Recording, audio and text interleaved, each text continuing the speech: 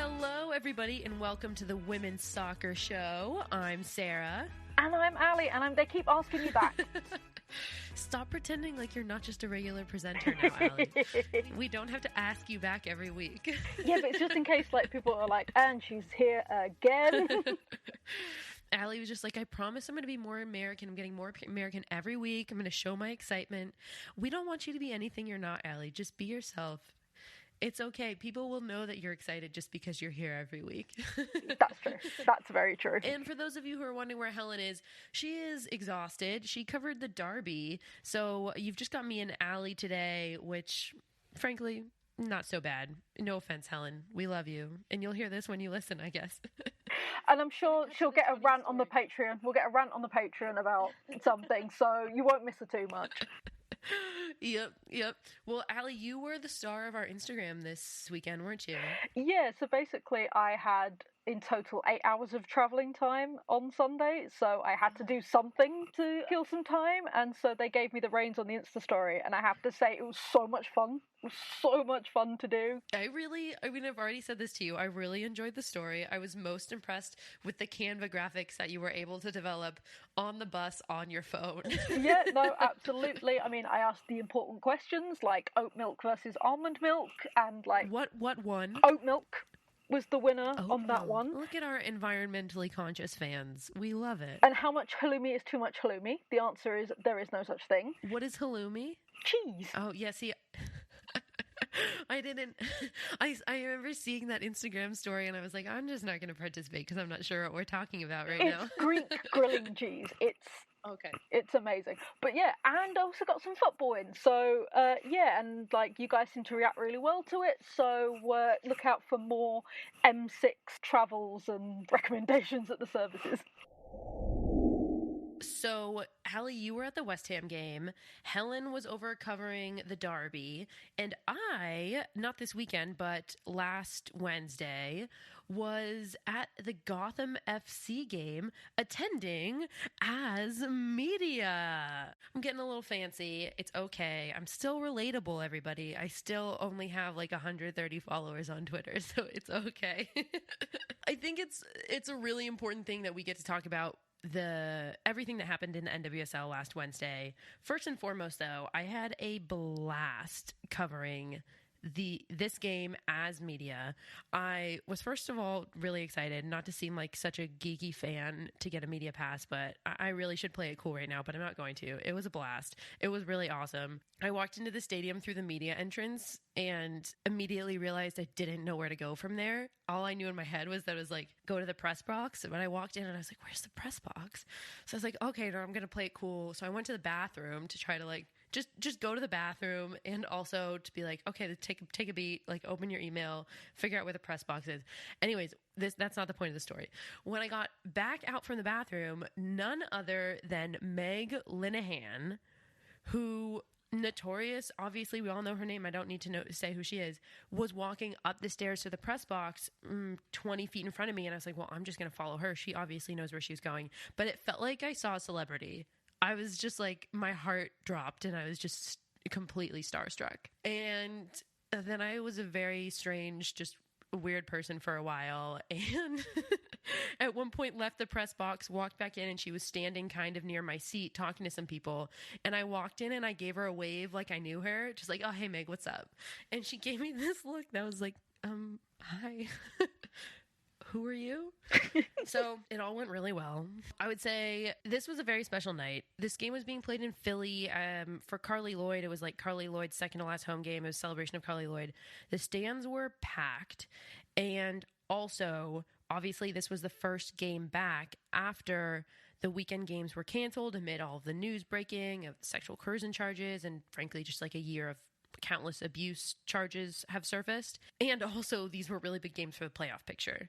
So, I mean, first of all, before I even get into it, this was the game where we first saw all of these NWSL teams come together in the center field at the 6-minute mark as a protest against the league for it to essentially commemorate the 6 years of silence. Allie, did this story make its way across the pond? What did all of you think over there? Yeah, no, absolutely. It got picked up late our time / early morning, and it was huge. Like, if you follow any sort of, it was on the BBC. It was on, like, you had to search for it on the women's sport bit, but it made the BBC, and everybody was talking about it and was moved by it. Did you guys know ahead of time that it was happening, or was it just something that happened at the 6-minute mark? So I didn't know ahead of time. Apparently people did. I was very consumed in my nerves, but the NWSL Players Association had tweeted out before all of the games commenced that was something that they were going to be doing. It took me by surprise, and I think it took a lot of people in the stadium by surprise. I think some people didn't know what was happening for a moment, but the moment it started and everybody became clear to everybody what was happening, it was a really beautiful, special moment. This was also the first game. All of the other games were later in the day, so this is the actual first time that any of us saw this happen. And it was a really special, good energy in the stadium. It was almost like everybody went silent for a second to really take in the gravity of what was happening, because it felt really powerful. And then everybody just erupted in applause afterwards, because everybody was just so proud of the players. It felt like a really just amazing, strong cohesion of players, fans, even people in the media booth were clapping. And I think you're supposed to stay impartial when you're there. I don't actually know, but I was clapping. It was really, really special. I mean, the vibe was like that for the entire game. You know, you walk into the stadium and there were banners all around, like, you know, believe black players, protect our players, no more side hustles. We support Spirit fans, even though this was a Gotham game. It was really special. And then I will say the NWSLPA also released a statement on Twitter that they were only going to answer questions after the game about non-soccer questions, essentially. They were like, we're only answering questions about all of these off-the-field matters, which I think is really important. You know, they're saying we're putting a spotlight on this, so put a spotlight on it, right? Yeah, because normally they would have been like, no, we're not answering anything based on that, let's talk about something else. So that was really important that they were like, yep, let's talk about it, let's see what's going on. Absolutely. And I mean, I can't say for other people who weren't part of the media, but for me, I was very nervous to ask a question about all of this, because it's a sensitive subject. You don't want to trigger anybody. You don't want to bring it up when it's not time for it to be brought up. So for them to say actively, we want you to ask a question about this, I think it says a lot, and it sends a message to the media also, which is really important. I will say, in the press conference, which I was able to attend, Imani Dorsey, who is a player for Gotham FC, she is one of the 2 player reps for Gotham for the NWSL Players Association. She's incredible. She spoke so well, and she spoke a lot about how the players are standing together in collective action, which we really know. But she also talked about how the players have been scared to come forward for fear of the league being destroyed. And she spoke about this narrative of them just playing for the joy of the game and how that's really been taken advantage of. She said, it's because we love the game, but we want it to be better for the next generation. We want the girls coming after us to be getting paid more and having more benefits and more player security and player rights. It's just what we deserve, and it's what will make this league and this sport better moving forward. I don't think she could have said it any better than that. No, it's beautiful. That absolutely beautiful. As a final note in this press conference before we get into the games it's themselves that have been going on in the NWSL, Scott Parkinson, the head coach of Gotham FC, I was very, very impressed with him. This is obviously a hard topic for all coaches to handle, right? He shared with the media that he was very clear with his players that right now the priority was emotional well-being off the field and to put energy towards that. And maybe this is just time to use soccer as an escape. And I thought that was just a shining example of a good head coach who puts his players' well-being and safety ahead of winning a game, even if it is professional sports. Yeah, it's very rare to see coaches so supportive of their players regardless, and could be to the detriment of their team. So that's a really, really nice thing to see. Yeah, I mean, you said it itself. It could be to the detriment of their team, and they're in a playoff picture right now, which perfect transition we're about to get into. So the big one is obviously Portland versus Kansas City. It was first place versus last place, and it ended 0-0, which leaves Kansas City undefeated at home. However, they've only actually won 2 games all season, which for anybody who doesn't really follow the NWSL, it's a bit like Chelsea drawing with Leicester or Birmingham, which shouldn't be happening. Sorry, Leicester and Birmingham City fans. Yeah, can you tell that was written by my American friend? And why do you say that? Because we've picked on Birmingham enough. Oh, I see. Is it not British to like pick on one the whole time? You have to like spread it out or something? Exactly. All right, should we take that again? No, I kind of like it. Leave it. Just move forward. So you've seen the game. So was it like, is that score reflective of the game, or, you know, could Portland have done better? I mean, weirdly, it was. The whole story of this game was that there were a lot of shots and hardly any shots on target. So you could look at this game and say Portland had more possession, Portland had more shots on goal, they had more opportunities, they actually should have won this game. Or you can look at this game and say, well, yeah, I mean, they created opportunities, but that final piece continued to break down for them. Portland had 18 shots total, only 2 on target. I think that tells really the whole story of what I'm trying to say. And when you can't even get more than 2 shots on goal, how strong were those opportunities even in the first place? So I really do think that this is a fair scoreline for this game. In the 84th minute, Morgan Weaver drew a foul in the box. Morgan Weaver is very good at drawing penalties, I will say that. Deservedly a penalty. And Christine Sinclair, the one and only, steps up in to take it for Portland. And she puts it on the post. Christine Sinclair has a penalty kick to put you up in the game, and it hits the post. And frankly, like, that's just what Portland's game in a nutshell was. Huge credit to Kansas City. They were not just sitting back the whole time. They had opportunities of their own. They did have quite a bit of possession, and I think that they showed really, really well against the number 1 seed. Like you said, Portland's number 1, Kansas City's in last place right now. And what's really exciting about this is that this tie closed the gap between Portland at number 1 and OL Reign at number 2. I mean, the whole playoff picture for the NWSL is really exciting, but this just made it even spicier because we thought that this was just a given for Portland, and it's not. I will say, you know, we're talking about everything that's happening off the field, and Portland's been one of the teams that has been in the spotlight for all of these off-field issues in the NWSL.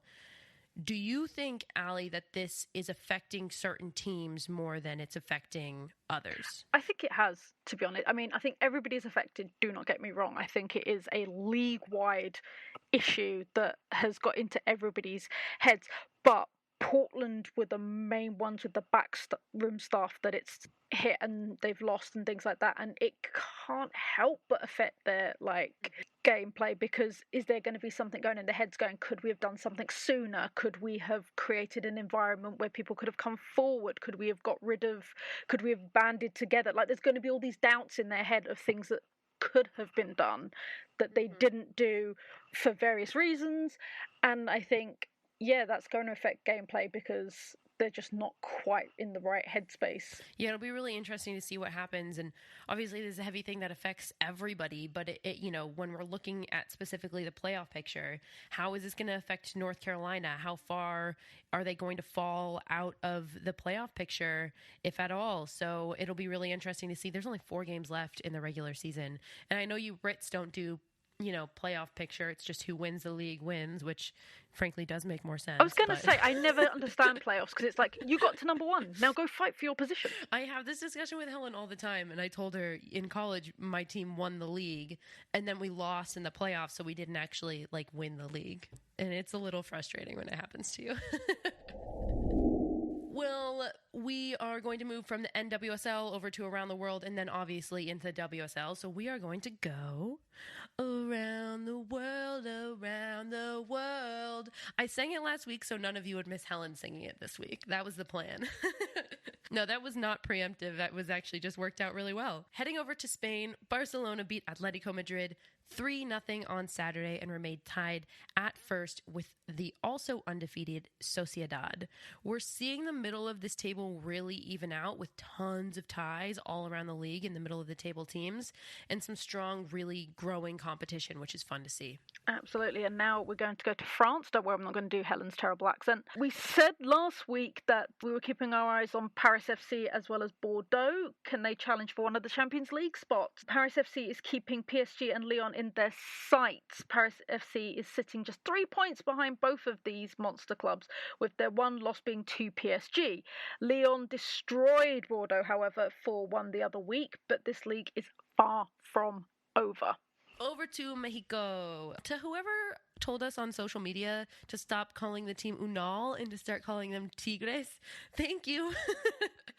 Thank you very much. We're really sorry. Obviously, there's very little reporting on this league where I am, where Allie is, where Helen is. So all we really know is what we watch. So thank you for telling us. We're here to learn. All we see is Unal up on the top of the screen when we watch it and Unal in the standings when we're looking online. So thank you very much for calling us out. And it will forever and now on this show be referred to as Tigres. So with that being said, Tigres beat Monterrey 2-1 to gain an important 3 points on them in the standings. Tigres and Monterrey sit at numbers 1 and 2 in the table respectively right now.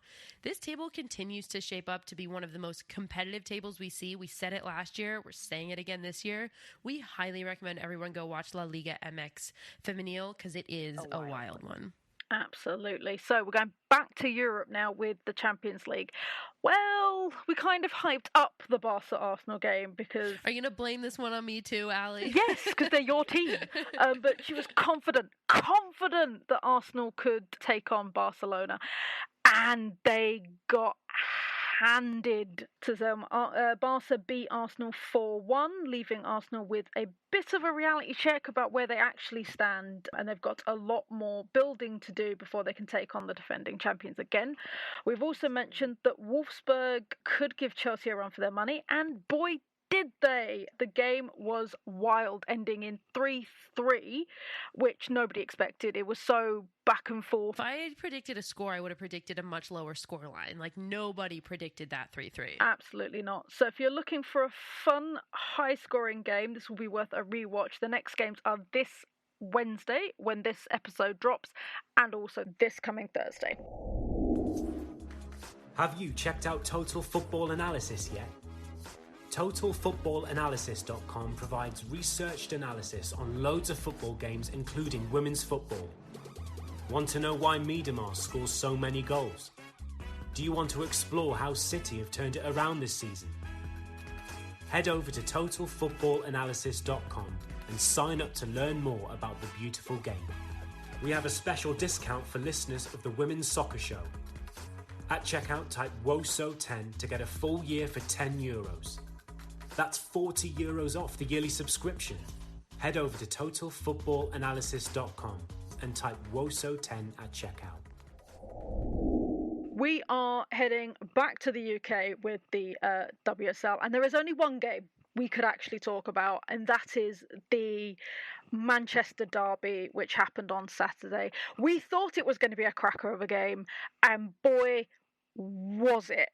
Okay, so first, the good news with it broke all sorts of records for women's football domestically, because it fell into the men's international break, which always means it does quite well for women's. The viewership on the BBC and also with the FA Player, it broke all records, so that is only good news, and hopefully we can capitalize and build on that. Totally. It's so awesome, especially because just because people are watching doesn't mean that it's going to be a good game, you know? So the fact that this game, which ended up being a really fun, exciting game, fell on men's international break, it just all the better, because hopefully people are watching who haven't seen the WSL, and this is the game that brings them in, and that's a great game to bring them in. Absolutely. And I think you're also going to get a lot of people that don't watch women's football because of that tension with it being the Manchester derby. So even if you've never watched women's football in your life, you're going to watch that game. That is the game. Totally. Well, it's a bit of the, elephant in the room, but we have to talk about it. Georgia Stanway and that tackle, was it a straight red? It hurts my heart to say this because I love how Georgia Stanway plays, because she just plays like 100% all of the time, balls to the wall, she doesn't hold back, and that's the type of competitor she is, and that's how she plays on the field, and I absolutely love that about her. That's why I love her as a player, and also that's what led to this foul, which was definitely a red card. She went in fully studs up, and that's not cool. What did you think? I mean, it was a high kick as well as studs up. I'm like, you can't even say she was going for the ball. Why is she kicking that high? There was a stat came out. Georgia is the most red-carded player in the league, which, considering she's only been playing in the league for like 3 years, I think, maybe 4, to have that honour, and I use honour in air quotes, there's only so many times you can blame it on youth. She is now a regular in the England squad. She is a regular at Man City. She needs to call the head. We love the passion, of course we do, but you've now ended up hurting your team even more, because you're going to get a ban for that, and you're going to get a few games banned for that, because that was dangerous play and contact, and you've barely got any players at Man City as it is. So they've lost another defender because you thought too rashly, and we can't keep blaming youth because she's got the experience behind her now. It's like, come on, Stanners. That's such a good point. I mean, yeah, I didn't even see it that way, because I was just so like, well, but she's Georgia Stanway, and she just goes in head first, and that's why we love her. And also, if I was a leader on that field, on that team, and somebody did that, I would be like, that was, frankly, the only person you hurt on this field was me, because now we're playing the rest of the game down. It was not a good move in terms of keeping your head on. Is a very good point. Well, City did play down for the rest of the game. So that happened in like the 35th minute. City played down for the rest of the game. However, I will say, as somebody who fully admits that I was rooting for Manchester United in this game, I was severely disappointed, because the entire second half, City's playing down a player, and United, if I had turned the game on in the second half, I would not have known that based on how these teams were playing, which is pretty disgraceful for Manchester United. And I was really happy for them that they were excited that they scored. There seemed to be a really great energy on the field. For a moment, when they put two away back to back, it seemed like they were going to run away with it, which is what should have happened. But that's obviously not what happened. And to tie a team when they're playing down that many players, a team like Manchester City, who's been down and out the whole season, is not a good showing from Manchester United at all. Is that the same feeling you got? Yeah, and can I just say, thank goodness for Mary Earps, because if you didn't have Mary Earps in goal, Man United would have lost that. Absolutely. And like you said, they're playing against 10 players. One of the players they lost was a defensive player. I know that's not her position, but that's the position she was playing. So they're already in a weakened position, and you cannot capitalise on that. The end product was terrible. Yeah. I want to get into United's defense, but while we're on Mary Earps, you saw her being really frustrated with her defense as well. And so this is on United as a whole team. Yes, they should have put more goals away. And also, Mary Earps saved the defense's ass that day. And that should not have to happen in a game where you're playing up one player for more than half the game. So, I mean, for United, what I can't really understand, and I know a lot of United fans are starting to already call for Mark Skinner's head, and I understand that, frankly. Hayley Ladd coming into the game in the last, 15 minutes, I cannot understand. I look at Manchester United and I look at a team that cannot switch the field. They're not playing side to side. What they're doing is they're trapping themselves on one side, and then they're trying to play a long ball to skip lines, and that's how they're trying to relieve the pressure. And that's no way to keep the ball, and that is no way to score a lot of goals. And Hayley Ladd, a player who's sitting on the bench, specializes essentially in playing that holding number 6 and switching the field, which is exactly what she did when she came on. And why she's not playing, why Lucy Staniforth is not playing at the number 10 also, but we'll stay in the Hayley Ladd situation. Why Hayley Ladd is not playing to help United switch the field, when frankly I think that that's their biggest problem, is a pure oversight on the manager's behalf. And I'm a fan of Mark Skinner most of the time, but he has not been managing this team well. I'm going to say something controversial yet brave. Oh, I love it. Before I would get rid of Skinner, I would get rid of your captain. I would change your captain. Katie Zellum is an ineffective captain. I'm gonna go out on that limb with you, Allie. I'm right out there with you, and I'm gonna say I totally agree. And I have seen her play in many games. I have watched her play, and if you are subbing your captain off half the time because she cannot do what you need to do, you need a new captain. And you need someone who's going to lead your team. I mean, I'm not normally a fan of goalkeeper captains, but give Earps the armband. Give Turner the armband. Give Galton the armband. There are so many strong figureheads in that team. And you've got Zellum, who I'm sure is a lovely person, but she is an ineffective captain. Change your captain and your results will change. I totally agree, and I don't think she should be starting. I mean, I think Hayley Ladd should be starting in front of her, and thus captain change. Could not agree more. I'll also say on the attacking half, you went on a limb, so I'm going to go out on a limb. You know, I'm a fan of Ella Toone. I think she's a good player. Do I think that she can play the number 10 for a team like Manchester United effectively? I really don't. And so why Lucy Staniforth is substituting on for her, for Ella Toone as the number 10, I'm not really. I mean, she came in for Hansen, but, Staniforth is a number 10. That's how she was effective last year under Casey Stoney. I know this is a new era, but you have to look at the facts. Ella Toone is a good goal scorer. Clearly, she's been moved to the number 10 to make room for WOSO, who's playing the number 9, but that's not her position. And Lucy Staniforth, I think, would do a much better job at that number 10 spot. I swear sometimes, again, going on a limb, is that sometimes managers are playing players just to stop the fans getting unhappy. Because, can you imagine if he didn't start Tooney? There would be outrage. And he's playing her in a position that is not her position. You're right. She is an out-and-out striker. She is a number 9 and a very good number 9. And I know I think could carry the number 9 very well. Martha Thomas, who is the official number 9, is out injured, and Tooney can hold that up. She's got the talent, she's got the skill, and she's got the wherewithal.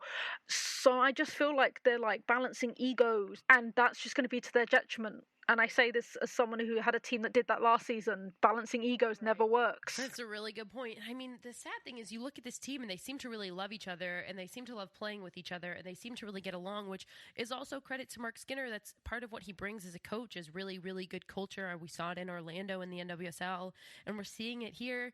And also, he really needs to tactically change some of what he's doing. And if this game where you're tying a team who's been down and out and you're coming out with that result, that needs to be a wake-up call for you to take a look at your lineup and make some adjustments accordingly. And weirdly, this is a good result. I mean, I guess it's a good result from Manchester City. It's kind of hard. It's a good result considering what happened. If you're Manchester City and you see Georgia Stanway get a red card in the 35th minute, you're thinking, oh my God, we're about to lose this game, right? So I don't know, if you're a City fan, if you want to put Helen's cap on for a moment, how do you feel about this result? Are you happy about this result? My guess is that the answer is no. No, I don't think you are, considering how bad Man United's end product was. You see them miss chance after chance, you're like, right, we can capitalise on this. And they did with, that strike that Bunny did right after the red card was glorious, and it's what we've been waiting for her to do, and you want to push that. Then to concede 2 goals within 3 minutes of each other in the second half, and then again you've then brought out your other number 9 in Ellen White, it's going to feel like a lucky escape with a point. You're going to feel like it's a loss even though it was a draw. I thought, however, Man City were the better team. I think they played much better than Man United did and were a bit more cohesive, but they are so down and out at the moment. Absolutely. Even the addition of Kira Walsh back to the lineup couldn't really do too much, although I do think it saved them potentially from a loss, frankly. Though, again, I'm not getting on Helen's bandwagon of bashing Gareth Taylor, but... Oh, that's okay. I'm on it, so... But you saw players ignore him. You literally saw him on the touchline. He's yelling instructions, and Kira ignored him, Ellen ignored him, Hempo ignored him. They just weren't paying attention. It was like he wasn't there, and they were like, right, we've got to captain the ship ourselves. Well, staying in the WSL, I think it's important to very quickly talk about this. And Allie, I want to ask you how it was in the stadium because, the beginning of this episode, we talked about the NWSL players coming together at center field, and it was so, so touching. For me, at least, speaking personally as somebody here in the U.S. who loves these NWSL players so much with all my heart, to see WSL players supporting them, it was everything. I really have no words, but I know you saw it live at West Ham, so I'm curious how it was in the stadium for you and just what everybody's response was. Yeah, so they didn't announce it because, over here, our players still take the knee, and they announce why they're taking the knee. So they didn't announce that that's what the players were doing. You just saw suddenly Mac Arnold is hugging the referee, and it's just thing. And then you twig that's what they're doing. And once the stadium worked out what it was for, the applause just erupted, and we just clapped them the entire time to let them know that we're behind them as well, that this wasn't just player for player, the fans are with them 100%. And it was really, really moving to just be there, because it wasn't cheering, there was no thing, it was just clapping, letting them know that we stand behind them as well. And I thought it was just a beautiful moment, and to see that every club did it was something else. Some things are bigger than football. You said it, bigger than football. And it's really wonderful to see players supporting players, women supporting women. We've seen more news come out around the rest of the world. For example, Australia, you sent me that article, and it's really important for these players to be doing that. And like you said, it's bigger than football. So wonderful to see. Positive note to end on this episode. Thank you, everybody, for listening. That has been this week's episode of the Women's Soccer Show. I'm Sarah. And I'm Ali. And we will see you next week. Thanks, everyone. Bye, guys.